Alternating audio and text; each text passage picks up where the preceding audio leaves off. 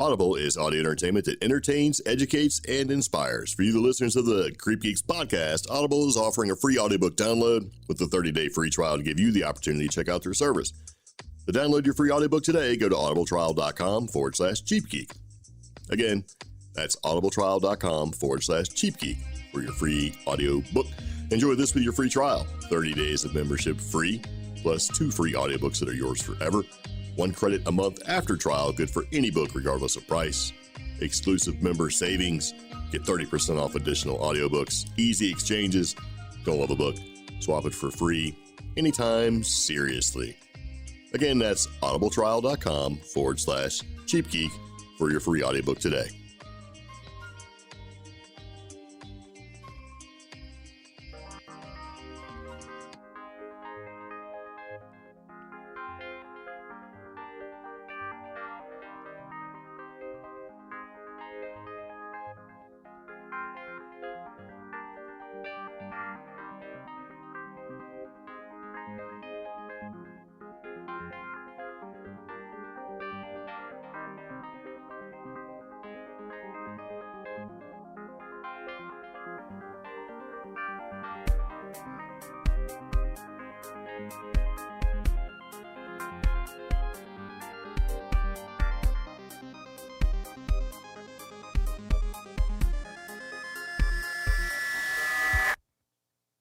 So it begins again. Welcome back to the CreepGeeks podcast, episode number 169. COVID-19 in space, Charlie Sheen, catching Oumuamua, COVID-idiots, and remote workers unite. Yeah.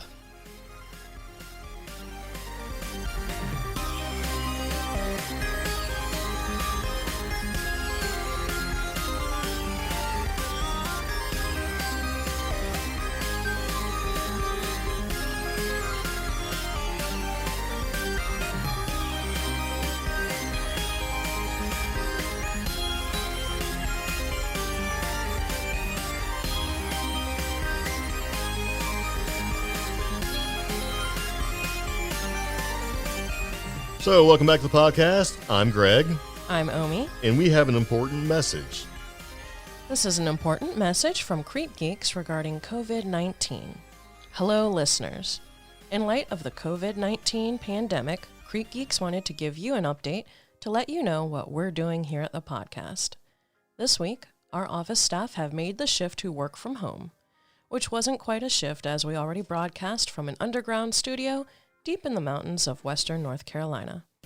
Our podcast mascot Pepper is shunning us, as usual, avoiding all unnecessary contact and practicing good social distancing. Protecting our podcast audience and our community at large is of utmost importance, so we will avoid spitting into our microphones and begin greeting our fans with a traditional finger gun salutation. For many of us, podcasts are an important lifeline to cope with uncertainty, loneliness, and lack of toilet paper.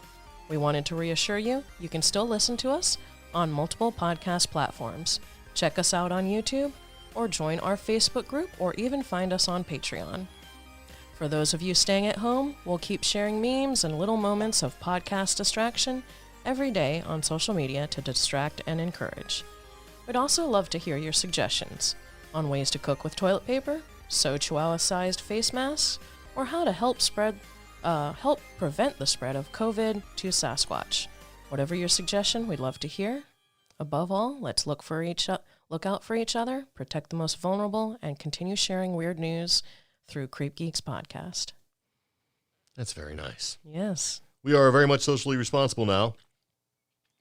So we're sending you all lots of love and creepiness. Yes. From here to CreepGeeks podcast. Yes. So, as you may have gathered, the CreepGeeks podcast is doing everything we can in order to prevent you from COVID-19. From here on out, we're going to call it COVID-19 because it seems like whenever you mention COVID-19 or the dreaded coronavirus, you get blocked or your link disappears, all of that sort of thing. So we have a lot of social policing happening on all these social media sort of outlets. Did you know part of it was linked to an algorithm breaking? That's what they say. I know. See, since they've been sending everybody home, working remotely, a lot of things are being automated. And that, includes like things like Facebook and YouTube, that sort of thing. They ratchet down the algorithm. It looks for important and scary keywords like COVID-19. Toilet paper for sale. Yeah, and the Bologna virus, because we can't really say corona. So anyway, we're going to go ahead and call it something else just so that we don't get blocked. But we'd like to pass along some important information about what you can do to stay away from me so that I don't get corona. Because 2020 has been quite a year so far. I've had lots of ups and downs and things, and we don't need any more fuel for the fire, if it will. So this podcast is about us talking about stuff that has to do with, mainly stuff like cryptids and paranormal stuff and ghosts and all sorts of crazy things like that. UFOs. Aliens. And aliens and all that jazz. And we also try to talk about things we find to be interesting. And we like to start off our podcast with something we call the Interesting Random Factoid. But first, if you have something that you would like to share, there's a phone number that you can call and leave a social distance message, right? And if it's something interesting that you'd like us to speak about, or if it's an experience that happened to you or something like that, and you'd like to leave us a little bit of a message, please do. Yep, that phone number is going to be 575-208-4025. And we also have a contact email that you can use. It's called contact@creepgeeks.com, where you can also type out a little bit of an email if you'd like to share that way. Or you can go to creepgeeks.com and click on the Contact Us link. Yeah, and that fill works out that form. And you don't have to send us an email that says, call me. Because it kind of defeats the whole purpose. Anyway, So in this fine episode, we have lots of things to talk about, but let's do our interesting random factoid. And these are coronavirus updates. Oh, man. All together, no spaces, so that the algorithm won't get us. I can't even get some of these to open. Yeah, they're kind of weird. But anyway, the first one that directly affects us, since we are T-Mobile users, is a link that says, amid pandemic, T-Mobile gets emergency access to Dish's 600 megahertz spectrum. Huh. So what a lot of people don't realize is that when it comes to things like this and pandemics and states of emergency and things like that, the broadband spectrum that's out there, that which you get your satellite television from and cell phone service and that sort of thing, can be commandeered to be used to make sure that there is enough bandwidth out there for everybody to get messages and important information, right? Yeah. And what that means is that some places or entities, like we'll say T-Mobile and all the other cell phone carriers, can tap into more broadband to be able to get the word out. So they can accommodate it. You know, they can, I shouldn't say accommodate, they can commandeer it to use different things. So in this case, T-Mobile is borrowing the spectrum in the 600 megahertz range, right, from Dish, Comcast, and other companies to boost mobile bandwidth performance during the coronavirus pandemic. No, you know what? Thank you, though, for trying to break this down, because I'm looking at this article. It is very dense. It is. It's very tech heavy. And luckily for you, I am a tech heavy guy, and I've put it down to what I like to call the nuts and bolts level. Because, you know, I don't have enough time in my life to go through this and go, that's interesting, and push my nerd glasses back up. I want it nuts and bolts, man. Give it to me the way I need it so I can move on with my life, right? Yeah. So here's the deal.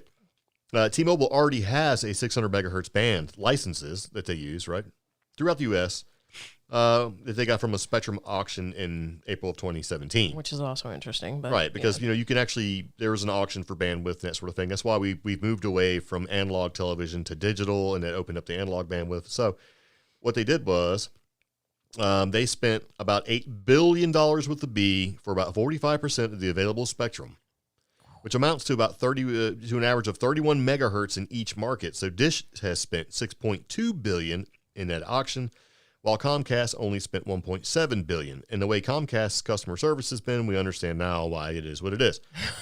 Right? I'm just throwing a little shade at Comcast because I can. I will. I'm 12 years heavy on that shade. Yeah, absolutely. So it becomes a thing where they basically bought the ability to use it when they need it. And since T-Mobile uses its 600 megahertz spectrum for 4G and 5G, right? They need to get more of it so they can basically put more broadband power out there to cover large, sparsely unpopulated and populated areas. So the FCC granted them the ability to use it, and they did. So they pretty much said, hey, since we pretty much auctioned and spent a lot of money, we need to go ahead and be able to grab some of it. And since Dish only spent 6.2 and Comcast spent 1.7, the FCC said, go ahead, T-Mobile, you can use what you need. You know what's interesting about this article, though? There's a lot of emphasis on consumers and end users and remote workers utilizing this extra bandwidth, basically. Right. There's no mention of, you know, maybe state or local governments utilizing this stuff. Well, since most of them have the ability to use a lot of these parts of the spectrum from these companies at little or no, or little, I shouldn't say little, at a discount, substantial discount, or sometimes even no discount, they're okay with it. So there's no conspiracy C word here. No, there shouldn't be, because I mean, this is one of those things where, hey, we need to have more horsepower to be able to get the word out in case we need to, because it's a pandemic. Plus, it's a little bit forward thinking in some ways, because I think that since it's been shifted in some ways to where, hey, if we need to stay away, social distance ourselves from others, don't gather in groups larger than 10, and we need to work from home as much as possible. Yeah. You have to have bandwidth to be able to support that. Yeah. So all these people that are having the ability to work from home, right, it's going to put a sort of a stress test on all of this internet that we use, and being able to partition and provide more bandwidth in this range is actually supposed to be really helpful. Yeah. Because as we get it further into the podcast, you'll find that some of these companies that are out there were not ready for this. No. And it showed. So being able to deploy within days, right? T-Mobile is basically trying to really kick out their cellular network, if you will, so that maybe by deploying some of these mobile services with greater bandwidth, that we all stand a better chance to succeed during these troubling times, which we're going to call 2020 is garbage, right? It's garbage time for everybody. So I thought that was kind of interesting, because we actually have T-Mobile, and as you may or may not have noticed, now we noticed because we've been griping about our satellite internet for a long time, because that's the price you pay when you live in a bunker, that most of these companies that are out there are suspending data caps. Yeah. Which means that if you get, say, a 5 gigabytes a month allowance, which would be really low, once you chew through your 5 gigabytes of data, the data doesn't go away. The speed slows down. And you get pushed and see, and that's the aggravating part, right? Because everybody's like, oh, yeah, it's unlimited data. You know what?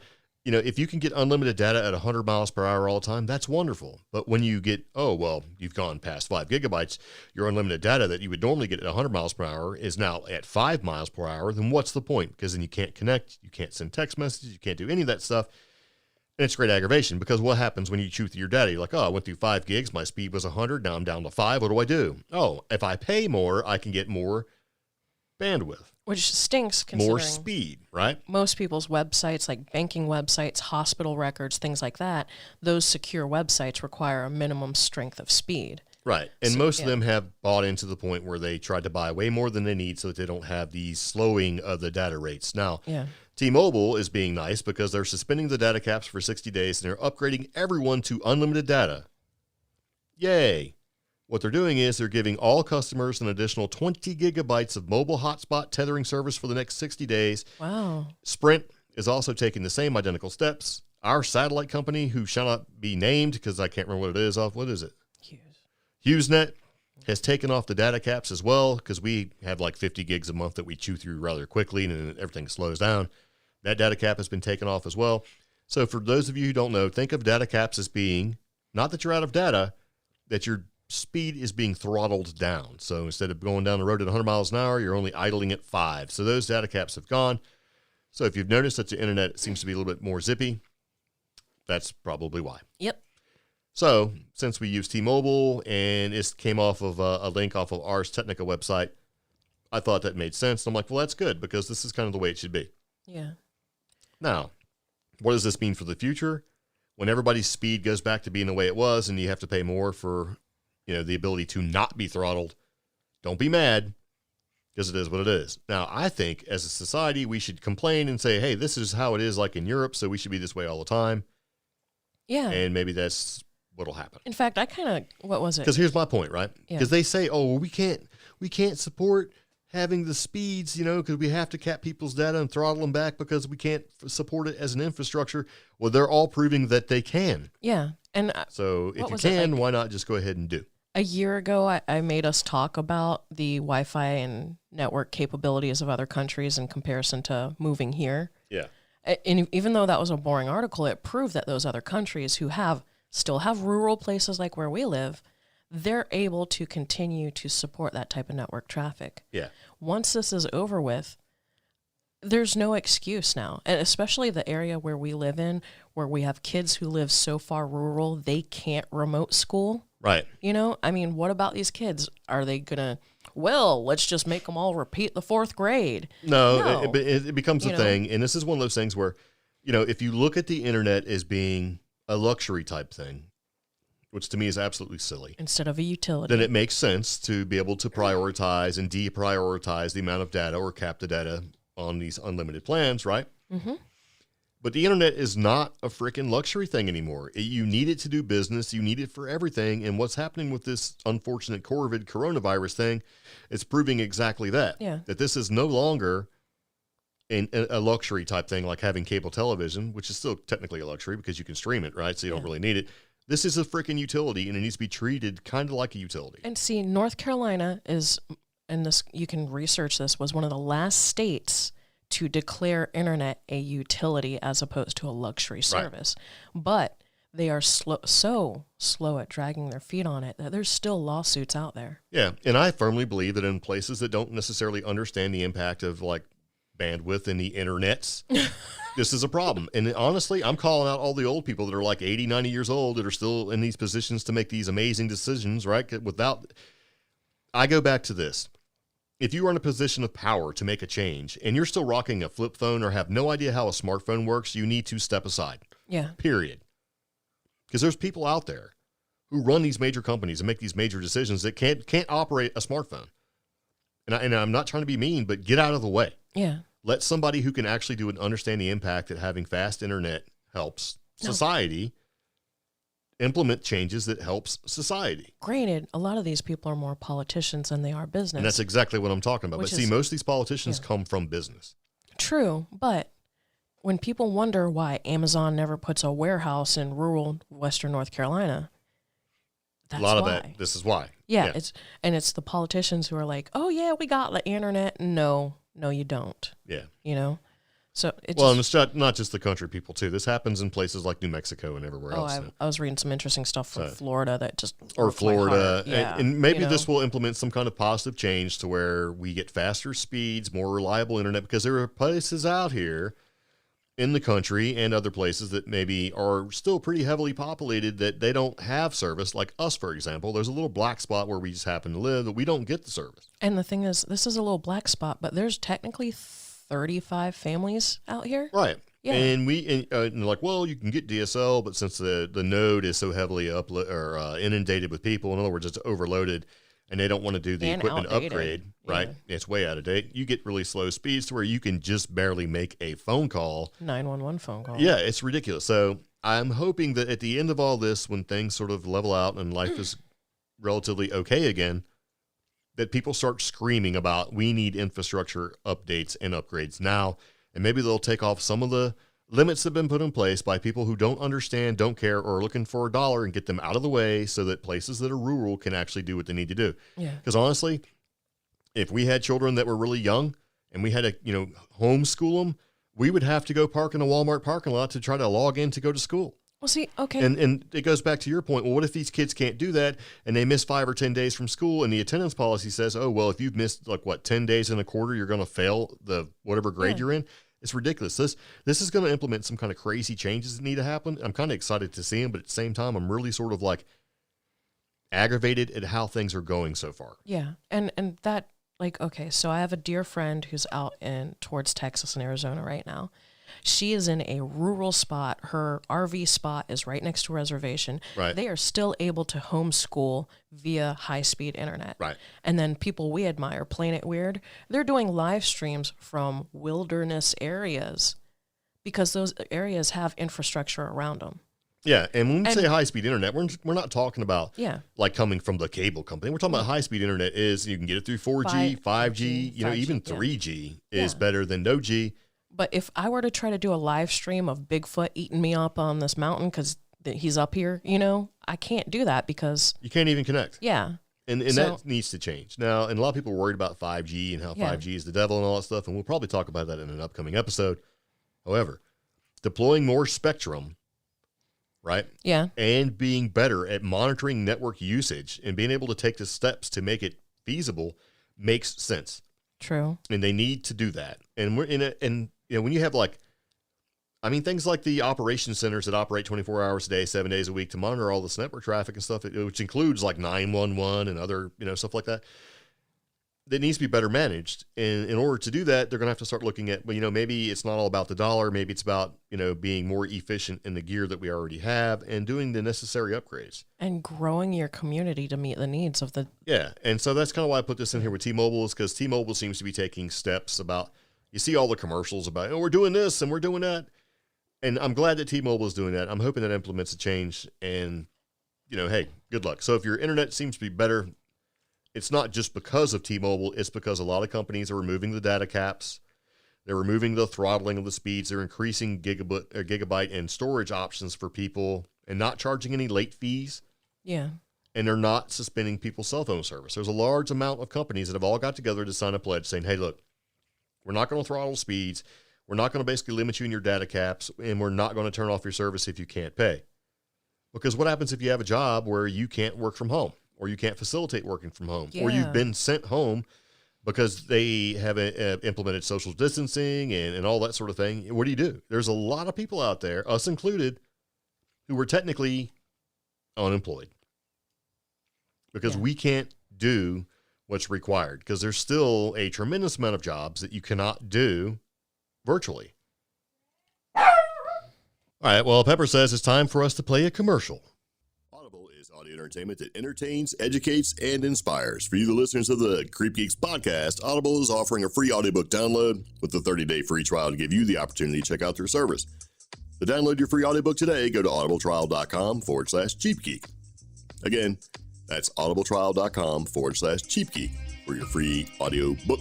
Enjoy this with your free trial. 30 days of membership free, plus 2 free audiobooks that are yours forever. 1 credit a month after trial, good for any book regardless of price. Exclusive member savings. Get 30% off additional audiobooks. Easy exchanges. Don't love a book? Swap it for free anytime, seriously. Again, that's audibletrial.com/CheapGeek for your free audiobook today. Thanks, Pepper. All right, so anyway, if you're wondering why we have played the same commercial twice, let me go ahead and tell you. Since you have all this super cool bandwidth we just talked about, and now you have a chance and opportunity for most of us to be locked in or have to work from home or engage in social distancing, why not take the time and opportunity to get some free audiobooks? Yeah. Download them, save them. As we used to talk about our dog Ben when he would eat snacks, savor it. Savor it, so instead of biting your fingers off.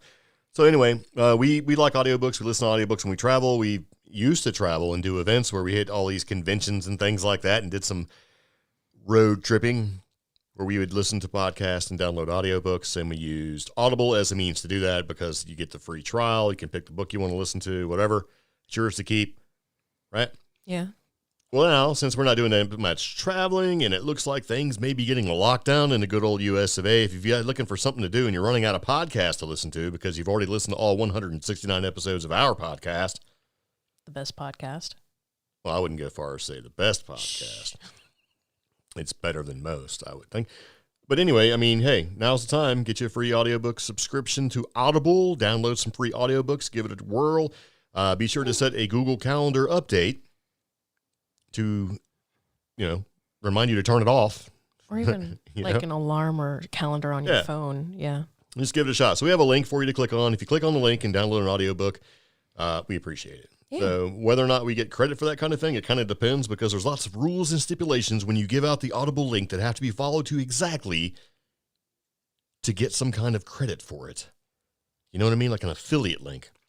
And to be honest, we never do. So anyway, it is a good thing to use and download and stock up on some books, man, because if it gets really bad and we're all kind of locked in, instead of, spending our time with the wringing of the hands and worried about everything, just listen to an audiobook. If you don't like it, you can always exchange it. Anyway, yeah. So I'd like to thank Pepper for getting us back on track because we're kind of getting a little deep down the rabbit hole that is the internets and all things related to the internets, and we're back and talking about more things. And this, what we're going to talk about, is about Microsoft. Yeah, you were mentioning how some companies weren't prepared. That's right. So with all this going down and people being sent home to work from home, which the companies will tell you, it's a joy to be able to work from home, and you should appreciate the ability to have to be able to work from home, and they try to make it out like it's some kind of thing. And let me tell you, don't fall for it. Yeah. Okay. You're doing the company a favor. As people who have worked for a company in the past that, had that option, right? And it would implement working from home during times of, natural disasters like hurricanes and such. For them to tell you it's a pleasure and a joy to be able to work from home, Or a privilege. you're only doing the company a favor. Yeah. And they should be rewarding you when you work from home by giving you more money. And if you work for a company that doesn't give you more money for you working from your own domicile, right? With your own electricity. With your own electricity and providing your own, it's in order to facilitate the job that they pay you for. Your own break room. Your own break room, your own everything. They need to compensate, and I'm not one normally to say, hey, this is how it should be. And, I'm not, I'm one of these people that says, okay, when you sat down and accepted that job and those responsibilities, it's a contract. You said you'd provide the services. They say they provide money in lieu of those services, and it's a contract between you and them. If they change the contract, they need to compensate. Yep. That's the way I look at it. Now, if you think it is a joy and a pleasure to work from home, then great. Now, where I have an issue is that all of a sudden they say, hey, you got to work from home because there's an epidemic or a pandemic happening, right? That becomes a different story. So now, people have to work from home. They've been sent home. Yeah. There's a lot of people out there that use the free Microsoft Teams. Oh, gosh. To do teamwork, right? You may have seen these commercials where people, because for a long time, right, especially a couple of years ago, the buzzword for Microsoft was collaboration. Yeah. We all get together, we can collaborate. We can share funny little pictures. Look, there's a fruit guy, all this stuff, because they have these commercials now talking about how boring these meetings are at offices and things like that, and how you can use Microsoft Teams to collaborate together. And a lot of people said, you know what?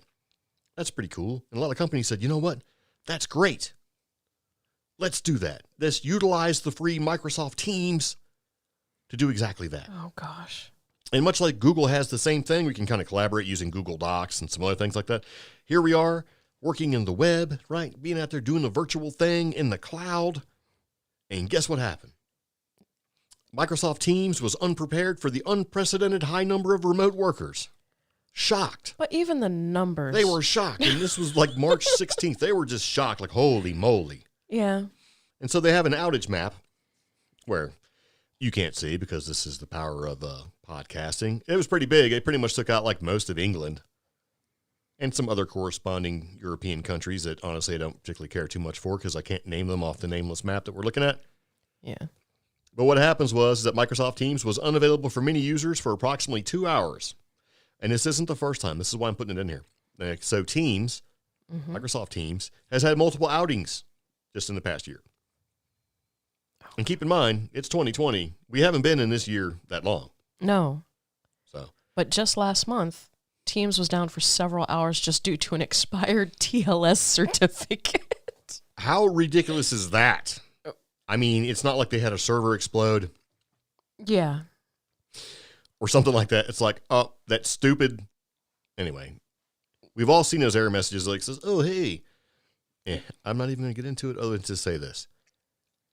If you really want, right, people to utilize the cloud, Microsoft, and you're putting it out there, hey, you could use Teams, Oh, and don't worry, your Office 365 administrators will be able to update things like, security certificates that allow remote users to connect and share information. You would think that they would give them the ability to update that sort of thing and keep all that information fresh, but evidently didn't do that because of the demand and the high load caused by an unprecedented number of European users logging in to work remotely caused the issue. And you're Microsoft. That's all I can, those are the only words I can muster. Yeah, you are Microsoft. When this was happening, because this was dated. And when you 16th. say you're Microsoft, you're not saying that as in you're terrible. You're saying that as in like you are huge. You are huge. You are the Microsoft. Why are you not able to handle You are the this? software that 80+% of the world uses. And this happened on the 16th, which is funny because right around then I started to see memes from all of our IT friends. Yep. And see Twitter messages and Facebook statuses like, God bless every single new IT person who has to work today. Yep. And it's worse than Black Friday for sure, because that's usually Yeah. what a lot of people equate these horrible things to, is like Black Friday. So we busy. even have a friend who actually started his first day in an IT job. Mm-hmm. And I felt so bad for him. Yeah, that's when you just send them a text like, ha, ha, ha, ha, ha, ha, ha, ha. But then, So, hey, this is a thing that happened. It was like, holy crap, man. and then to take this a step further, this is Microsoft Teams, whereas like people in rural areas, like we've been talking about earlier, they're trying to get their virtual classrooms started. And then sudden realization that things like Zoom, which is a teaching utility or it's a, conferencing type utility, works on Xbox One. Yep. Yeah. So I'm like, okay, teachers figured this out. The teachers, not Microsoft, the teachers. Yeah, and and when it comes to using this sort of thing, there's an admin center. Yeah. That your administrators, if you're an Office 365 administrator, you log into the admin center to see what issues there may be. And there was nothing in there. And so basically what happened was that, hey, people had to copy and paste and put the information in there saying, here's why it's down. Oh gosh. And what it said was the preliminary root cause of this issue, because they give the the troubleshooting or the trouble ticket, whatever it is, message like TM206544. Who cares, right? Yeah. But the preliminary root cause was one of our services experienced timeouts, which impacted messaging scenarios. The next step says, we're reviewing our code to improve service resiliency and avoid future incidents. This is the modern day 2020 equivalent of an error has occurred. Well, that's kind of like... I mean, as verbose as that isn't, that's all it is. An error has occurred. You just give some generic error, and then people have to kind of figure out what causes the issue. I thought it was kind of funny that, hey, it wasn't like it was the thing where all of a sudden, surprise, everybody has to work from home. It was coming. Yeah. Hey, everybody should work from home. And this is Europe where, coronavirus is there first, evidently, right? And it's sort of spread rather quickly. Poor Italy. Yeah. And it was a thing where, hey, if you can work from home, you need to work from home. Yeah. So this was not something that should have been, it really shouldn't have occurred. You know what I mean? But at the same time, they should have been ready for it, and they weren't. And the funny thing is that on that remote map that they have that you can't see, which I apologize for, but we do have links to everything we talk about in the show notes. Mm-hmm. It's Europe, man. It's like this red thing. And there are some spots on the U.S., like up around like Washington, like parts of Florida, not nearly as much as what happened in Europe, but it's like, wow. Yeah. It's like, how can that, and they don't really show how many remote users there are based off the little blurry stain of yellow and red to signify how bad things really were. You have to go straight to another source because they don't want to give it. Yeah, it was bad. But, and, being down for 2 hours is not a big deal. But what if your job is you need to be there promptly at 6 a.m. to log in, and you have a certain amount of tasks to accomplish in 2 hours or whatever, you get in trouble, right? And all of a sudden you can't log in. It becomes an issue for sure. Yep. And if you really want people to utilize your cloud-based services, which is what everybody wants to go to in the future, and then by everybody, I mean like Microsoft and Apple and Google and all that stuff. Tech-based companies. Yeah. IT stuff, right? It's got to be ready to roll all the time, 24/7. And if there's an issue, it needs to roll over into something else so we can keep doing our jobs. And these people weren't able to do so. So it was kind of like a smack in the face. You know it's coming. Should have been ready. Now's your time to shine. And the dog ate my packets. Is really what it boils down to. This is the first 20 minutes of the show is nothing but nerd jokes. Yeah. So, hey, if you understand these nerd jokes, thank you for listening. If you don't, it's okay. It's part of CreepGeeks. This is the geek part. But anyway, I just thought it was kind of funny. And I'm like watching this stuff going, okay, remote workers. And then boom, team's down for 2 hours. I'm like, ha, ha, ha, ha, ha. It's like they're shocked that 1,000 million people, but then a kabillion people logged in and stuff went down. And it's funny, that super generic error message reminds me of the other error message everybody was getting earlier this week from the big social media entity we won't name. Facebook. Who people were sharing completely normal links from the CDC. Oh, yeah. From like legit, yeah. Well, government links. Hey. Yeah. Facebook is like, that's inappropriate. Yeah. Even like state officials, like there was a senator from our state who was trying to share updates and his posts were being taken down just being removed for breaking community standards. Tell them, hey, you're breaking the law. And it was just generic.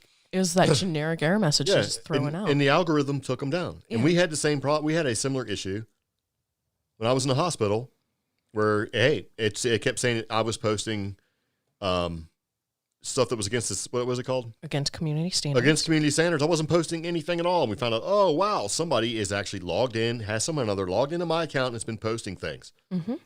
And Facebook is so good. It's supposed to let you know when you have weird and suspicious activity on your account and stop it from happening. And it didn't. And what they did was they just shut down my account. Yeah. But I found out. It's like, wow, thank you very much. You're not the only one. Oh, I know I'm not. But there's nothing you can do about it. That same week, over 2,000 accounts. And I'm talking public. Like big accounts. Like public figure accounts, like the poor adopted dog in Texas who has his own page. And, yeah. You know, like these big giant, like personalities. Well-populated, well-popular. Yeah. Yeah. Well-known public figure entities.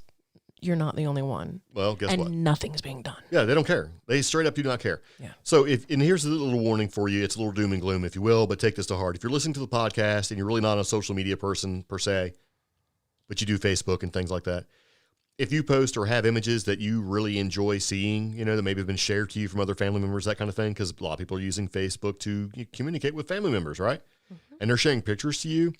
Save those pictures and things like that to your computer.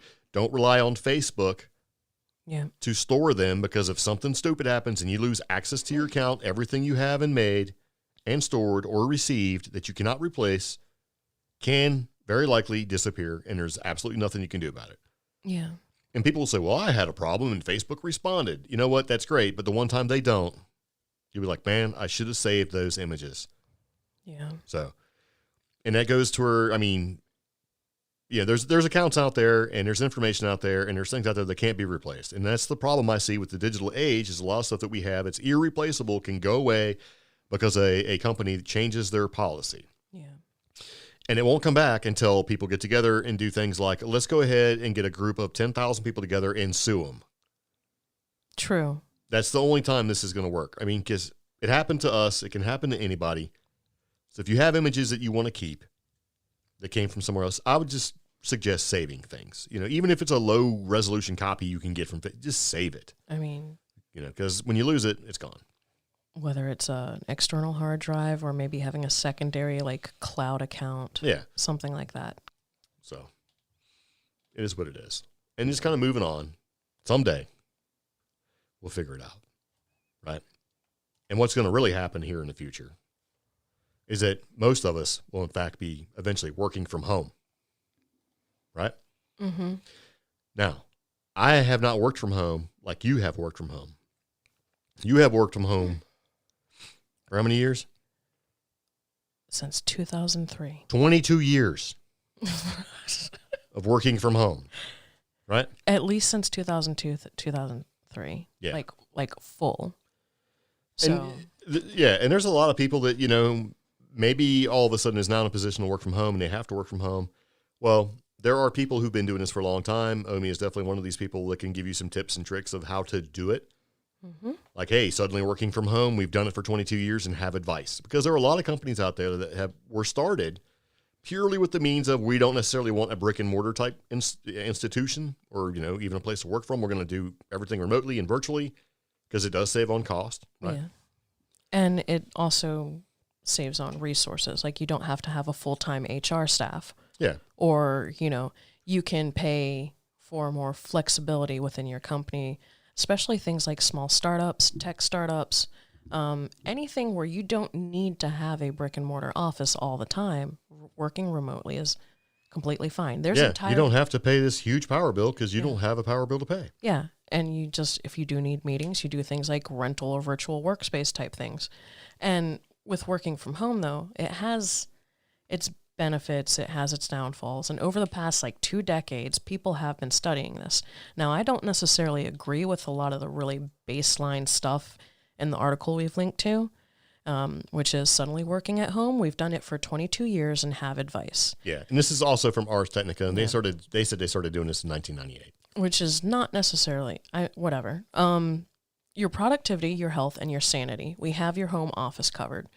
And just from the headline, those are the things you need to worry about. Your productivity, your health, your sanity. At first, when everybody starts working from home, the first thing to go is your productivity.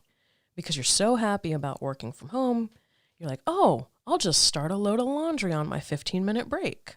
Or, I have a lunch that I can take for however long as I need to, as long as I put in my additional 4.5, 6 hours, whatever. So sometimes you'll notice a little dip in productivity. What you need to do is set personal goals. If you work for a company who doesn't have goals or metrics you need to meet within X amount of time, you need to set your own. Hold on. You need to set the whole scene here because you went into what your problems were working from home. You kind of have to paint the scene for somebody who's never had to work from home. So the primary job I had where I worked from home, I did online internet support. So it would either be messages, emails, what have you, where I provided technical support to customers for various products. So when it came time for you to start your shift, you'd sit down, you would log into the system, and you get online and get ready to go, right? Yes. So you'd go into your little home office, you'd sit down, you'd fire up the computer, you'd get everything ready, you'd log in, and from that point, you were expected to work. Yes. And you had certain things that you had to do, like benchmarks for productivity's sake, right? Yes. And you had break times that you had to take or could take, depending on what was going on. Depending on the startup. Right. And considering these people are talking to a different type of audience, those people may or may not have 15-minute breaks. But with everyone having to work from home now, there's the expectation of the traditional 9 to 5, 2 15-minute breaks, and the half-hour, 2-hour-long lunch. Right. And what you should also say is that a lot of these companies that let you work from home also have little net nanny type things to make sure that you are working. Yes, and that goes back to the productivity. Okay. Depending on the company you work for, you may have these net nanny or screen monitoring programs or whatever. Keystroke loggers. And everybody thinks that they can beat those things. Yeah. You can't. And also, when you look at this example that Ars Technica is giving, a lot of these people that work for Ars Technica are writers. They write articles, they write little news stories and stuff, but the jobs that a lot of people do are production-based, as in you were handling a complaint, a concern, or providing information to somebody. Customer service, and so you may have to do processing. Like you have to use the same sort of rules that these companies put in place for productivity. Like, oh, well, your interaction with this customer should only be 4 minutes long. Why are you taking 10 minutes? That kind of thing. Yeah. So these customer service industry type jobs, which is what most of America works, anything from help desk like I did to customer service to billing type jobs, all of them have those productivity metrics. And it is very easy for your first few weeks of working from home to fall behind on that productivity. And so you really need to be diligent. And in this current job market and with everything going on, you need to set your own personal goals. Yes, there are net nanny type apps on most work-at-home computers, or if you have to install a work-at-home client on your personal computer, believe me, there is something watching you and watching your productivity. So you need to set your own goals and stick to them. If that means logging in early while you brew your coffee and sit down for the day, do that. Because when you start that shift and you start that clock, it starts counting down.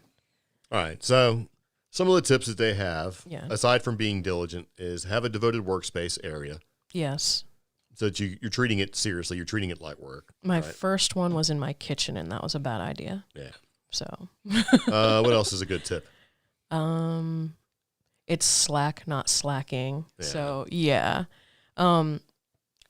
That goes more into the whole interacting with your coworkers. Everybody, like Microsoft Teams, they'll have some sort of app where they can interact with their coworkers or escalate issues or talk to their boss.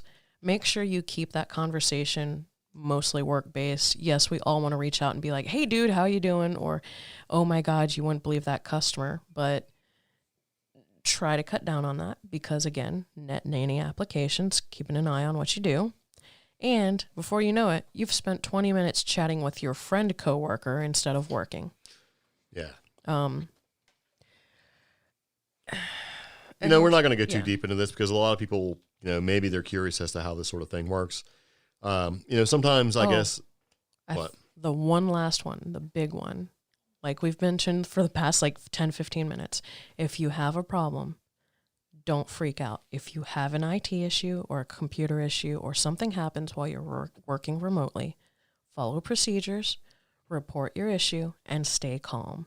Do not jump down your company's IT's throat. They have a very hard job, and be grateful that they're there. They may not be able to address you right away. They probably have a boss too who's yelling and screaming at them, or they probably have the whole company freaking out on them. They are the last people you need to be like, fix my issue immediately. Yeah. Gosh bless those guys. They got a hard job. And, hey, you should probably be happy if you even have the ability to work from home, because there are companies out there that were straight up like, no, we're not implementing any work from home. You need to come into the office, which is like, great. There's a pandemic. Everybody's saying stay home. The government's saying stay at home. Limit your social distancing and your interactions with people. But you're not going to let me work from home. You're going to be placing me in danger. Yeah. And see, and here's what really used to bug me quite a bit about some of the places that we've seen on the internet, and maybe even some of the places where I used to work. You'd be in a situation where weather-wise, it was a terrible weather situation occurring. And what they would say is, hey, the building's going to be open. So if you think you can get here and you'd like to work, that's great. They would never just say, it's too dangerous, stay home. So they'd be real passive-aggressive about it. You know what I mean? So then it puts the ball in your court. You're like, well, man, what happens if I don't try to go to work and, everybody's there and I'm not home? Or I'm not there, I should say. Like you think it's super dangerous and you don't go, but you come in the next day and find out, well, hey, 85% of the people in your area who live in the same sort of area that you live in, they showed up. Why didn't you show up? Then it becomes sort of a crisis thing. And I hate that, because if I owned a company and there was a hurricane barreling down and the governor says it's a state of emergency and it starts to get bad, I'm closing up shop and going home. Yeah. But, hey. So many bad examples from that. Yeah. Work at home is great, especially if that's what you want to do. It's also great if it's an option, for things like pandemics and stuff like that. And it can be a great thing. And like, hey, if you can have internet and work from the road as you travel, that'd be fantastic. Oh, yeah, like one of our friends. Yeah. Well, like a bunch of our friends. Yeah. But if you're a company out there who really did not want to implement any of this sort of thing, and pretty much you had engineers quit, I'm not going to say it's charter. They were just like straight up, hey, we don't want to do this at all. And it's taken people quitting for them to go, okay, well, we're going to go ahead and let some people work from home because they weren't ready for it, I guess. I don't know. But, hey, anyway, working from home, there are some tips and tricks that you can use. But the big thing is be diligent, have a devoted workspace, and actually work like you're getting paid to work. Yeah. Don't be slacking. I mean, if you want to read that article, it's on Ars Technica. Yeah. And every situation is different. Like a lot of these people are writers. You may have, tech support, that kind of thing. You might be the person who answers the phone call when somebody says, I ordered a pizza and it didn't show up. Do you know where it is? And you're in Kansas City, but the person is calling from Norfolk, Virginia. That kind of thing happens. Yeah. Yeah, who knows? Anyway, moving back into the podcast, we got some more things to talk about. Okay. Did you know that Charlie Sheen, actor, party animal, at one time was also a cryptid hunter? No, I did not. Yes. And he is, because I don't want to talk about the one that you were thinking I was going to talk about. I want to talk about this first. Okay. Because Carlos Irwin Estevez, otherwise known as Charlie Sheen, was crazy. Remember? He was winning for a while. Yeah. And he had all this problem with 2.5 Men, and he just went through all this. He had like a little sort of public implosion thing, right? Mm-hmm. Been in lots of movies in Wall Street, Young Guns, Platoon, 8 Men Out, Major League, Hot Shots Part 2. I think he was in that too. Yeah. Three Musketeers. He had a show, Spin City, 2.5 Men. Charlie Sheen, right? Yeah. He's basically well known for charity work, activism, having some AIDS, things like that, relationship scandals, did a bunch of drugs, kind of crazy. Add more craziness to the list. And I didn't know about this. And the reason why I put this in here is I found it fascinating that he was also somewhat of a monster hunter. No, I didn't know that. Yeah. And this is in 2013. And he's been on at least 2 excursions looking out in the wilds for mythical beasts. Oh. So how come we didn't hear about this? Because Charlie Sheen, this is around the time where he started going a little crazy, right? He was in the news for everything. It's like, if I would have found out he was in the news for cryptid hunting, man, I'd have been all over this. Because he's kind of, Okay, so in 2013, Sheen admitted that he was quite obsessed with the Loch Ness Monster. We're talking about Scotland's Loch Ness, right? Mm-hmm. And far from just an armchair researching person, right, he decided to go out and do something about it. So he made plans, right, to actually fly out there with some friends. Yeah. Because he's confident he could be the one to catch Nessie. And apparently he figured he could catch Nessie by using a hook, a line, a leg of lamb, right? Mm-hmm. And basically, with one hotel manager who got a call from Charlie Sheen, this guy's like, hey, I need an old school old-style wooden rowing boat, a traditional tilly lamp, a boat hook, a thick chain, and a leg of lamb. So he called the hotel because he's coming out there. All right. Well, and so he's going to be like 1800 style and like a wooden rowboat, right? With a tilly lamp to hang off the front of this thing. He's going to catch the Loch Ness Monster. Okay. And he was serious about it. And so it's like I said, it seems absurd, but he seemed to be very serious about actually rowing out onto the loch and trying to hunt down the monster like the shark hunters in the movie Jaws, which they say that was his inspiration, right? Oh. And so I'm reading this article going, and they show a picture of Charlie Sheen, and he looks pretty good in this picture. He doesn't look nearly as crazy as what we remember, right? Mm-hmm. I was like, no way. And it says, wait, it gets weirder. Sheen ended up actually secretly flying out there Thursday, July 4th, 2013, aboard his own private jet with some buddies. He stayed at a historic and rustic hotel or castle, right? The Alduri, I think, is castle.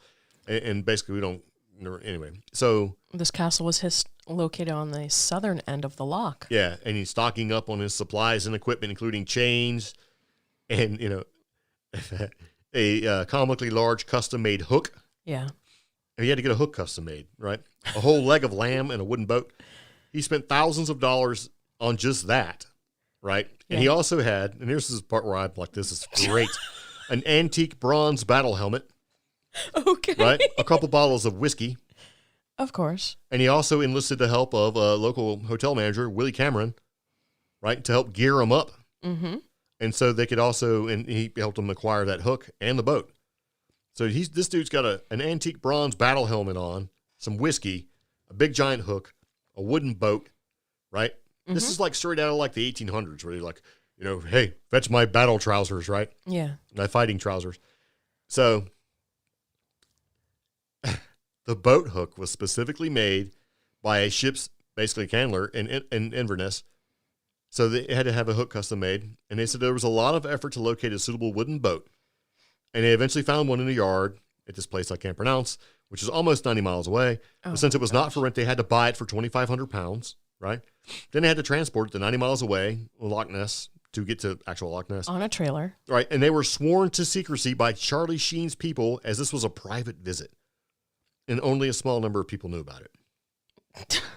Right? Uh-huh. So Sheen and his crew then went out to the mysterious loch to do a little fishing the next day. And on Friday, July 5th, although it seemed like more than a party than anything else, they're laughing, drinking their whiskey, filming the entire thing. At some point, the leg of lamb disappeared, but there was no sighting made of the elusive monster. And Cameron would only say of the surreal sight that he, Charlie, went out on the rowing boat on Friday afternoon with his friends. Right, they went out, and then they went out again, Friday night again, till about 3 o'clock in the morning. He and his party wanted to be out on the boat on their own, even though the crew was there to keep an eye on them because, these people probably would kill themselves, right? And they never found out or heard if Charlie managed to see anything or what happened to the leg of lamb, but certainly he and his friends seemed to enjoy themselves. They had a camera with them. They filmed their entire visit, so they had these people kind of watching over these drunk guys out there doing their thing. And basically, Charlie's ambition was to go out on Loch Ness and hunt for the monster. And he told them to keep the rowing boat until he came back. Oh. And Charlie was an absolute gentleman. They had a wonderful and relaxing time, but unfortunately did not see any signs of Nessie, although I'm sure they'll be back in the future to try again. Ah. So there's a picture of Charlie Sheen at Loch Ness hanging onto a wooden Loch Ness monster. And they said the next day that Sheen had photos taken with a wooden sculpture of Nessie, which is the one that's on this link, and you can find this on Mysterious Universe. And then after that, after he did his photo with the wooden sculpture, he hopped on his private jet and headed home, right? And while he was basically heading home, they had the sounds of the Scots Guard playing the traditional Scottish tunes on bagpipes.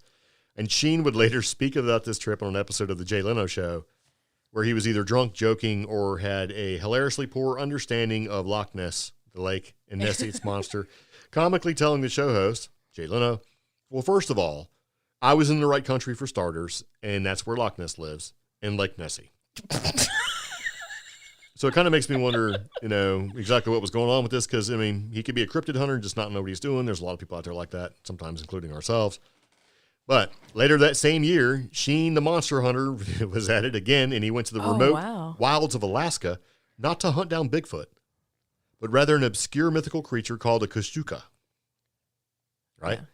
And basically what that is that's from the Tlingit and I can't say it, Tasmanian tribes of the Pacific Northwest. Shimshane. Shimsheen. Yeah, sounds good. Shimsheen tribes of the Pacific Northwest coast of North America. So the Kushtaka, or Kushtuka, however you want to say it, were said to be shapeshifters capable of taking many forms. Yeah. This is where my interest in this article got reignited, but especially fond of turning into otters. Sort of like were-otters. In other words, half otter, half man, right? Oh. And according to lake lore, or lore, depending on what you're looking at here, they like to lure in unsuspecting victims by imitating the cries of babies. I've read something about Yeah, me too. And I'm like, oh, yeah. And it's like, and then here's where Charlie Sheen talks about what had happened. Mm-hmm. He says, it's a shape-shifting trickster who's half man, half otter. It lures one away from the campsite with the mimic sounds of a crying baby. Then it kills you, takes on your form, and returns to the scene for more suckers or prey. That's a straight-up skinwalker. Yeah. And it says... So Sheen chose to focus on this creature of all things is unknown. They don't know why he did that. But once again, he headed out on his own private jet again with his team, right? Yeah. To go to Sitka, Alaska. And it says it's not clear exactly what they did to try to look for the fearsome creature, but Sheen seems to know why they had no success. And this is an interview he did with TMZ. It obviously knew our group was far too skilled to be snowed in this fashion, so it stayed hidden like a sissy. So he's calling out the monster, saying they didn't see it because the monster knew what was up. So, and the question is, however, was the trip really a bust, right? And according to the Weekly World News, not only did he catch the Kushtaka, or Kushtaka, however you want to pronounce that, but he also engaged in hand-to-hand combat with it. And although it ultimately got away, the Weekly World News article said this: Sheen saw the Kushtaka hiding in the brush and reportedly pounced on the beast. And it says Sheen looked crazier than the beast, and I think the Kushtaka was more afraid of him than Sheen was of it, right? And this is according to a local hunter. Sheen lured it into his trap by howling like a wolf and singing Metallica songs at the top of his lungs. And when the Kushtaka appeared, Sheen pounced. And he said this: I grabbed that otter man by the throat and I wouldn't let go. Okay. Right? And Charlie said he thought the thing was a wimp and that he plans to bring the beast back to Hollywood to display it mounted in his house. So, that's according to the reputable news source, the Weekly World News. Rest in peace. Yeah. Is it real or not? I don't know. But evidently, Charlie Sheen really did go to Alaska, and he really did go to Scotland. So he has done more than a lot of internet cryptid hunters and researchers has done. Why did this not get more press? I have no idea. I would have loved hearing this. 2013. And I don't think we had already cut the cord on cable, so we wouldn't have seen the Jay Leno show. Right, I probably wouldn't have watched it anyway. But the TMZ thing, you figure you would have seen something about it. Yeah, it's 2013. We were still all internet connected and stuff, and we still liked the internet, and we still liked cryptid stuff, and I don't know why we didn't hear about it. We didn't, but yeah, and it's funny because like this is Charlie Sheen.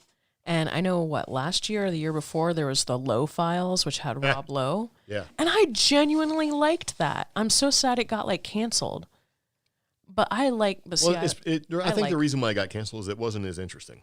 But it was boring. If this was a show, if Charlie Sheen was out there hunting stuff like this, I'm down, man. I'm totally watching it. Oh, man, that'd be so great. But here's the problem, though. Yeah. And the reason why I don't even know how I came about this, but...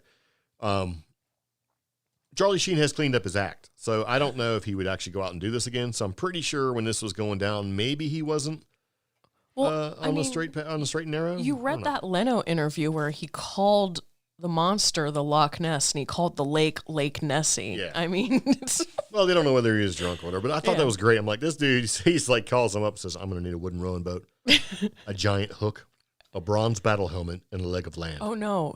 Several bottles of whiskey. The helmet came on its own. Oh, he brought the that's right. Yes. He brought the helmet with him. That's great, man. Can you imagine showing up and you're like, oh, let's go look for Loch Ness. I'm bringing a camera, and here comes popping up Charlie Sheen, pulls out his own bronze battle helmet. Like, I'm ready. I'd be like, I'm not. I need a moment. I'd be like, you know what? I'm going. I'm in. Oh no. Yeah. So I thought that was awesome. Yeah. I'm like, I have to put that in there. But you know what else is awesome? What? What happens if coronavirus shows up in space? Yeah. You know what I mean? Why? Why? Because it's a clickbait title and I clicked on it. Okay, so the article goes, coronavirus in space, China may launch it and NASA is ready.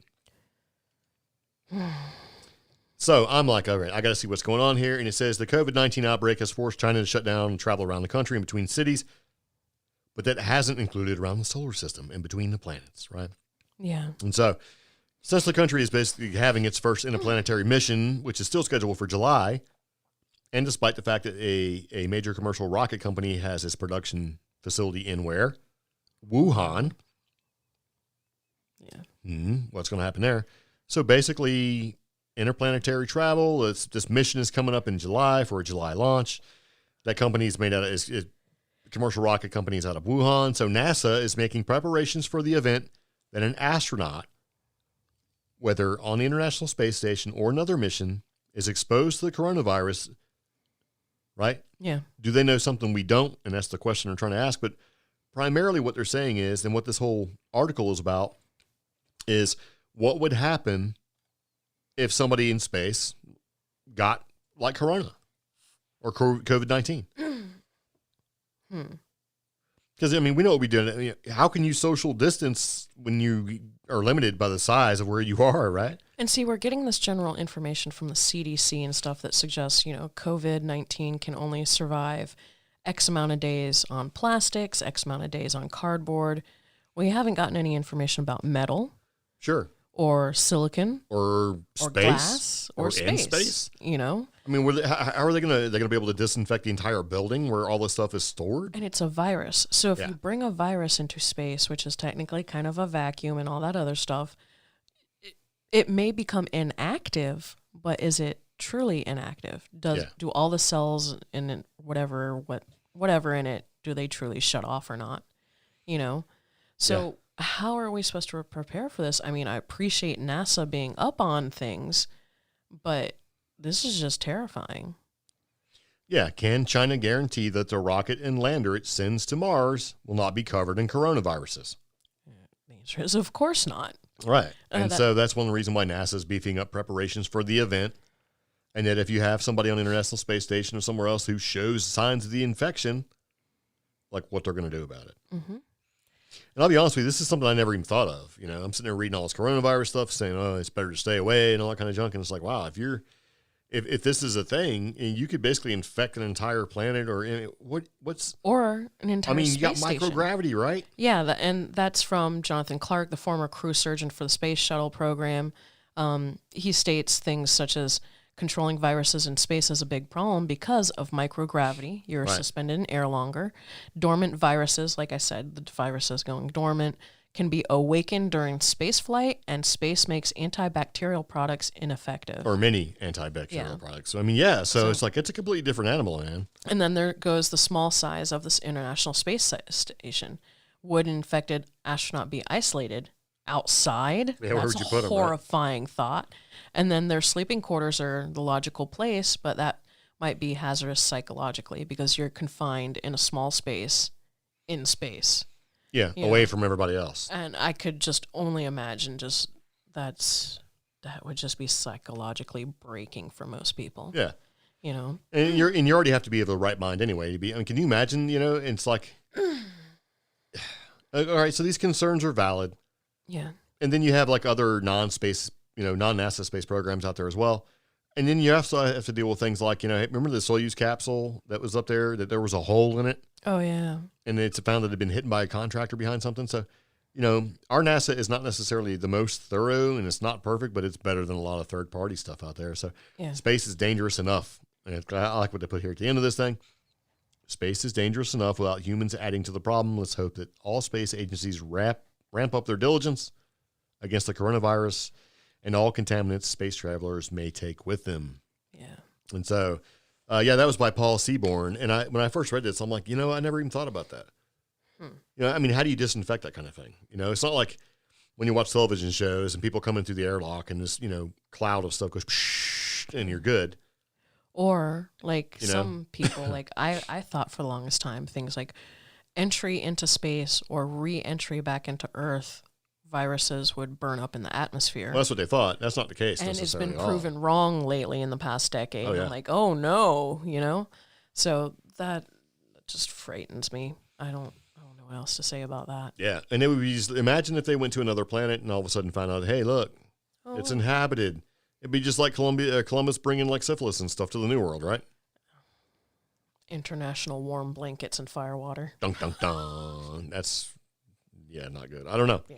So there you go. Coronavirus in space. China may launch it, and NASA is ready. So NASA is making plans that if there is some kind of contagion that goes into space, that they have some sort of plans in place to maybe take care of it, or at least maybe to reduce its impact overall, which I'm glad there is at least somebody's thinking about it. Yeah. Like, hey, what's the policy if somebody comes up here with corona? You know what I mean? At least there's a plan in place, because whenever I seen anything about NASA, they always had like a book they could flip to, like to save themselves. Like, oh no, their thruster doesn't work. And they can grab this little book. It says, let me flip to where it says thruster doesn't work. What do you do? Right. Yeah. And NASA's been pretty good with those sort of plans and backup plans and procedures for different things. And I'm glad to see that they have one, but I never even thought about it, man.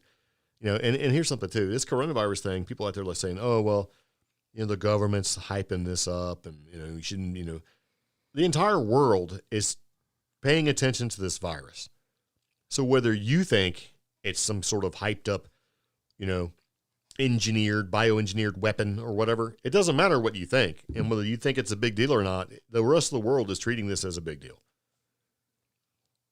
And this thing has, for percentages wise, as far as flus goes, it does have a high mortality rate. So, there you go. Should take care of it. And when I say you, I don't mean you, Omi. I just mean if you're listening and you think it ain't a big deal, change my mind. Mm-hmm. Let me know. So I don't know. So there you go.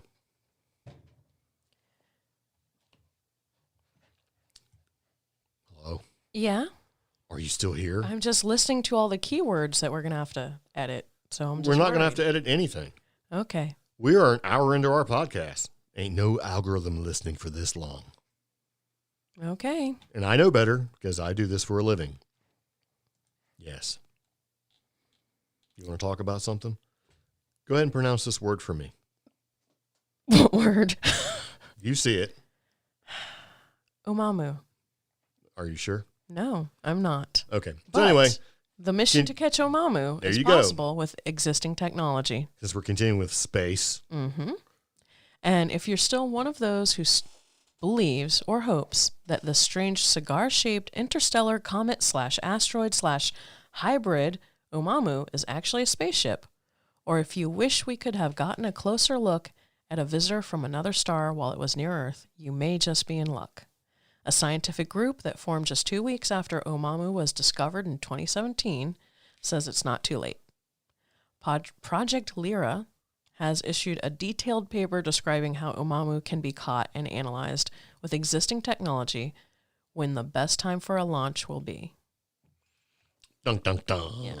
So can it be done? And they're suggesting with a robotic crew on Oumuamua, seeing it fast approaching and hit the gas or whatever, basically a robotic crew, and with the technology we have, would be able to capture. See, now here's where I like this, and I threw this in here. Mm-hmm. First off, we don't have flying cars. Yeah. So they just think that we're going to have like a robotic crew, or we're going to be able to use our current existing technology to slow this thing down and capture it. Yeah. Right? And they're making these guesses as to what this thing actually is. I mean, we just got lucky enough to bounce a satellite off of a comet, right? And now we're going to be able to stop this thing. I don't necessarily think, since this thing is moving at a speed away from Earth at a speed of 26.33 plus or minus 0.01 kilometers per second, which is the equivalent of 16.36 miles per second or 500 million miles per year, right? That we're going to be able to send something out there to catch this thing, slow it down, and bring it back. 16 miles per second. Okay.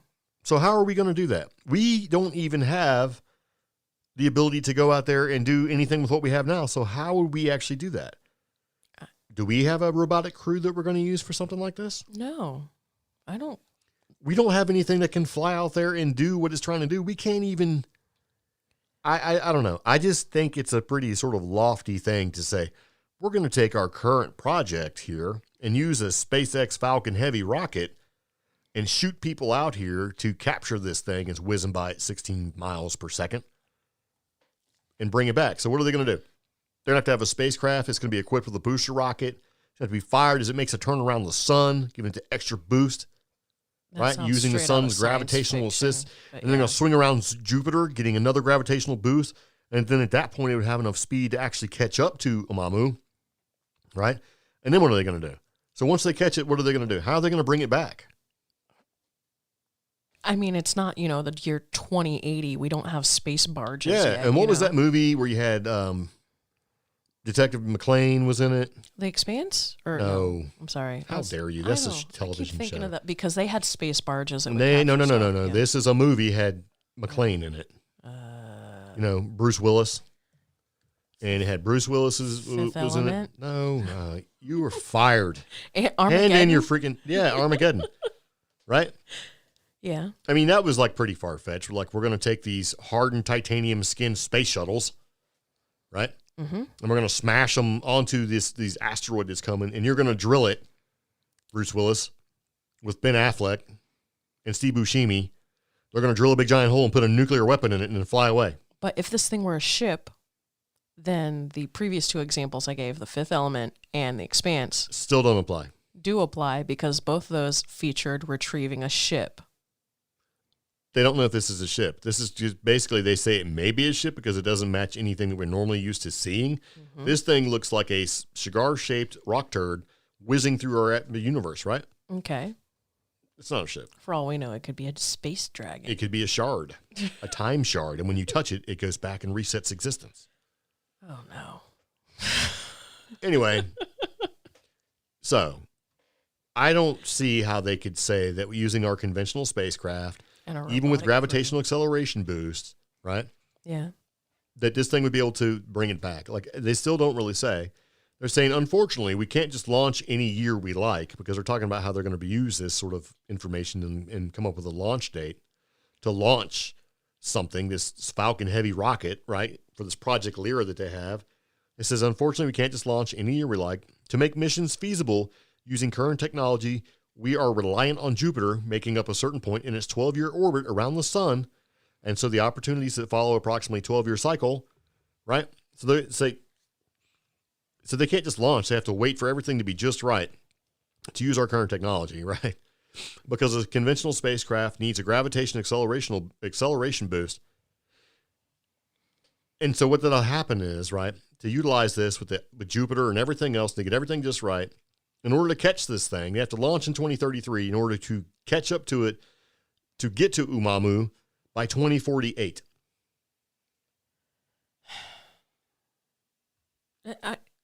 So the good news is this gives Project Lyra team some time to find Oumuamua in interstellar space.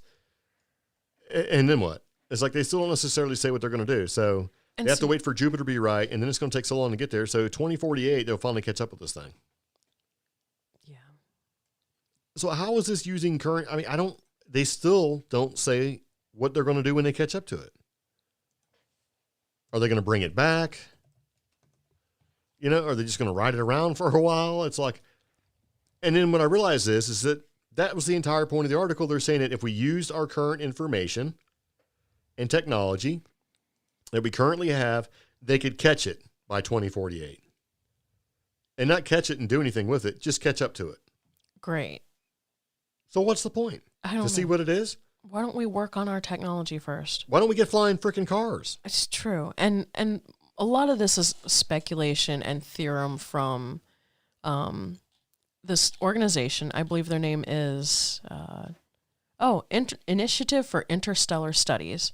And this is a software developer, Adam Hibbard, who is a volunteer for them. Well, when you Google Initiative for Interstellar Studies, it's a foundation started in 2012 by Kelvin F. Long and Robert Swinney. That sounds made up already. Their affiliation is British Interplanetary Society. Their motto is Scientia ad Sidera, which, if you translate, is science to the stars. I wonder where we've heard something like that before. Interesting. To the Stars Academy? Maybe. Yeah. I don't know. How many of these people know something we don't know? It's hard to say. Yeah. So when I look at this article and I eagerly clicked on it and go, hey, that's cool. Maybe, and I'm like, okay, so far, this is just basically one of those hypothetical exercises that you sit around drinking. You know what? I bet we could catch that. And you're like, no. And you're like, well, hold on a second now. If we get the Falcon X Heavy rocket and we launch it and Jupiter is just right, we can slingshot around that pig and we'll catch right up to it. This is like what drunk science nerds do. Like astrophysicists and rocket scientists. Like, I bet you we can catch that. And the modern everyday man equivalent would be like a King of the Hill style standing around. Yeah, like, exercising, social distancing, of course. Yeah. Well, I bet you we can catch it. Well, if you do this, Yeah. So, I don't know. I just thought that it was a neat article, and I read it, and I'm like, this is not as nearly as exciting as I thought it would be. And this is all hypothetical. I was hoping they had some kind of like Armageddon type thing where they're like, you know what, we're going to launch this armored, space shuttle looking thing, and we're going to, crash land on Oumuamua, and they're going to, drill a hole in it and put a rocket booster in the hole and shoot it and change the trajectory. And as it basically spins around Uranus, it can fly back to Earth. Yeah. Not the case. Nope. So what I'm predicting is, and one of the reasons why I put this article in here, which is again from Mysterious Universe and also again from Paul Seaborn, is that this will be a movie soon. Oh. I mean, if you're reading this, you're like, this is a movie, right? And you're going to change it a little bit because you don't want to be too close to Armageddon, right? There you go. This is a movie. Somebody's going to make this into a movie. Yeah. So moving back into the podcast, we have a couple more things to talk about. Not much, but I do want to mention. Well, you were going to mention the hashtag. Yes. So along with everything else that is just filling our social media feed and filling our news outlets and everything that we're seeing and absorbing as far as information and media, a new thing came about within the past 48 hours or so called hashtag COVID-idiots. Urban Dictionary and Twitter are defining a new group of horrible folks during this crisis. Now, originally, this hashtag COVIDiots, was used per Urban Dictionary to describe those who go against public health advice amidst the coronavirus outbreak.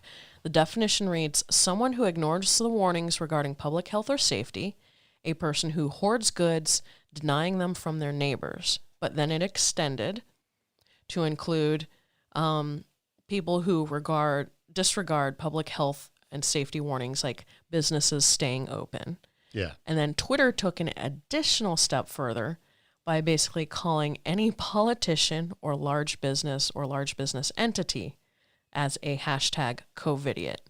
And some of these individuals are getting called out or attacked on social media whenever they seem to be showing their true selves or showing an uglier side of themselves as a person. And I'm speaking specifically with something that kept me up this morning with a very dispassionate lack of concern for humanity and the residents of Florida.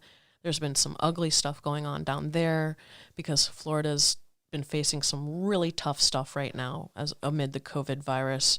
And then the other thing I saw this morning was certain companies, including one locally, we have a local restaurant, who are not taking this seriously, as in being open for business, as in not forcing, but basically enforcing their work policies and their employment policies. So regardless if you are a minimum wage worker or you're a manager, doesn't matter. These companies are going against public health advisories and staying open or telling their employees that they have to work if they want to stay employed. And yes, we can get into politics, which we're not going to do. But when certain states, certain counties, certain regions are enforcing certain safety rules and precautions. Or maybe the world is doing the same. And you are going against it due to, let's say, a vision from God or a possible misinformation due to political beliefs or ideologies. Or maybe you bought 1 million things of hand sanitizer. Yeah, and then tried to resell them. You are an 800% profit. Yeah, you are a hashtag COVIDiot. Yeah. And while I don't necessarily recommend going down this rabbit hole, just be aware of it, because just like boomer, which is an insult, people are starting to use this word against each other, and I hate the fact that we're getting so ugly to each other. Yeah. There's no reason to. We need to be kind. We need to show some compassion, but we also need to be realistic. We should take care of ourselves, look out for others, but also be aware that there are other people out there who are not doing the same thing. It doesn't help that media is sensationalizing a lot of things. True. And the true scope of this thing, this is a big deal. And, like I said before, whether you take it seriously or not, the rest of the world is, right? But at the same time, let's put it in perspective. Let's not go super crazy and lock everything down and act some kind of crazy martial law and all this stuff. Let's be realistic. Yeah. And let's be logical about the steps that we take. Because if we lock everything down as a country and try to control access to things are going to break down. And, things that people rely on, because everybody has to overreact before they can react accordingly and exercise common sense, it's going to cause problems. I mean, let's not go all freaking crazy, and that's kind of what a lot of people were doing, but it's going to get even worse when the country decides to do something like that. It's like, let's just be realistic about what we're asking here. I mean, your best example was, say certain stay-in-place measures are taken or state of emergency measures are taken, and some mall cop person overreacts to a situation of panic, and that's my fear. Yeah, my fear is that you're going to have a situation, like you're saying, right? Yeah. Where you're somewhere doing whatever it is that you need to do, and somebody says, why are you here? You're not supposed to be here. Because they got rules that said, hey, these people aren't supposed to be here. And you may have every right in the world to be where you are doing what you're supposed to be doing. But since somebody didn't get the memo or didn't care to read it or whatever, and they try to overstep or exercise more than what their positional authority or their power actually lets them do, and it causes a problem. Yeah. So you got, let's just say, Paul Blart, mall cop, hey, you're not supposed to be here. And it turns into a situation where they, overreact and somebody's going to get hurt. Yeah. It's going to happen. And you see all sorts of examples just like on the internet, right? Where it does happen where a rental cop pulled a gun on a deputy who was in uniform. And that's the kind of stuff I worry about. And that situation wouldn't arise if two different things happened. One, a business made better decisions for its consumers and employees. And two, you didn't decide to go out to the store for something you truly did not need. Well, regardless of whatever it is, it usually happens through this. Things get put out. The ambiguity of the policy that gets put out is what causes the issue. Yeah. Whenever you have policies put out that says, okay, on Friday, we're going to not allow access to a hospital, for example, unless you've been screened ahead of time for the virus. And, when you write that, you're like, okay, if you haven't been screened, you can't come in. Okay. Then you have all the other things that come into the policy, like who does the screening? If I do an at-home screening, if that's available, and I pass, can I come in? Does it have to be done through a reputable authority? I'm an essential person, and I walk outside the building, and I want to try to get back in. Do I have to get rescreened? All these policies that get put out there, or these well-intentioned sort of rules get put out there, when there's any vagueness or ambiguity to them, it creates issues by people that either overthink things or underthink things, or feel like they need to enact as much policy as possible and try to cover or try to outthink what the policy actually says. Yeah. And I was in the military, and this happens a lot. Somebody will walk by and say, man, this ship sure is dirty. We should do something about it. And you have the entire ship on lockdown, field daying in the middle of the day when somebody just wanted something picked up in the hallway. And it's technically called a passageway, or what we used to refer to as a P-way. But I didn't want to bore you with that nautical detail. What? Although somebody might be listening and go, he said hallway. And that's the problem I have. And you're going to have somebody who's sitting there in some small county somewhere who's like, all of a sudden, hey, we got to lock things down. It's a state of emergency. It's like, now's my time to shine. Yeah. And it's like, okay, or, easy, Barney Fife. Let's just all take a freaking breath here. Me and our sister-in-law, we're trying to find up-to-date information for the state we live in. But then we go to the reputable sources, and that information's either outdated or it differs from the brand new county information or the brand new county rules or suddenly there's a typo on the county website versus the state website. Right, which means what? Now all of a sudden somebody else is going to interpret the rules. Yeah. and try to enforce those rules. Yeah. You may interpret it one way, and they may interpret it somewhere else, and that's where the conflict lies. I mean, there was literally a typo that suggested 150 as opposed to 100. Now it's 10. Yeah. You know? But there was a typo for several hours on certain websites, and it caused a panic. Yeah, it's a little bit ridiculous. So anyway, we have the new hashtag COVIDiot, and it makes sense. And when you see somebody buying up 300 rolls of toilet paper, you say, look, that COVIDiot's buying up 300 rolls of toilet paper. Or, you know, somebody's wife had a vision from God to force their employees to work. Yeah, I don't particularly like that sort of thing. COVIDiot. Yeah. Anyways. And we're not bringing in, God as a bad thing. It's just like, hold on a second now. Let's just be rational. Let's exercise some common sense. Let's be logical about things. Yeah. Hey, let's lock everything down and ration everybody to get 2 gallons of gas. Like, hold on, dude. Let's all freaking take a breath. Yeah. And also, here's one thing that's going to happen. As more tests become available, there will be more cases of coronavirus. It doesn't necessarily mean that things are out of control and everything needs to be set on fire to be cleansed. It just means that the more people that can be tested, magically, the more people are going to have this virus. Yeah. So don't be shocked. And also wash your freaking hands. Seriously. Yeah. So anyway, we're going to go ahead and wrap up this podcast. We've been talking for quite a while. My throat's tired. Yeah. I do want to give everybody a little bit of an update. As you know, many paranormal events have been canceled. And we're looking at cancellations all the way through June, almost. Yeah. So the only thing that we can announce, because we want to support people, is as far as we know, CryptidCon is still on. We'll provide a link to their website in the show notes. And then rescheduled. We were really looking forward to this, but we support these guys. Never even met them, but they're great people. Wild and Weird West Virginia, they have rescheduled their Wild and Weird Con. It's going to be in November, so check the link for the updated information.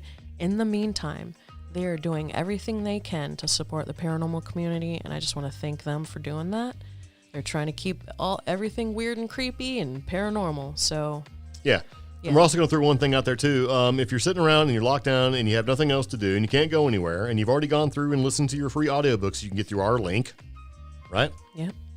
You can also go and find the On the Trail series from Small Town Monsters, which has been let out early. Oh, I'll go ahead and put a link in that. Yeah, put a link to that. And what's it called again? On the Trail of UFOs. What? Yeah. And they're out and you can rent them and you can watch them and they're all good to watch. And guess what? You'll probably see us in there, too. Yeah. Dun, dun, dun. So, and they're on Amazon, so you can find them on Amazon. You can, they're worth the watch. And if you've got nothing else to do and you want to binge watch, you go right ahead. Yeah, you might even hear Pepper. Yeah. So, yeah, you will. You'll definitely. But anyway, just something to think about. So, let's just all be cool, man. Yeah. Wash your hands. Be nice. Yeah, you don't need 300 rolls of toilet paper. It's cool. It's all good. Anyway, I'm tired of talking. You done? Mm-hmm. I'm done. So we're going to go ahead and wrap it up. Be sure to tune in next time when we talk about other stuff that's just as interesting, if not more interesting.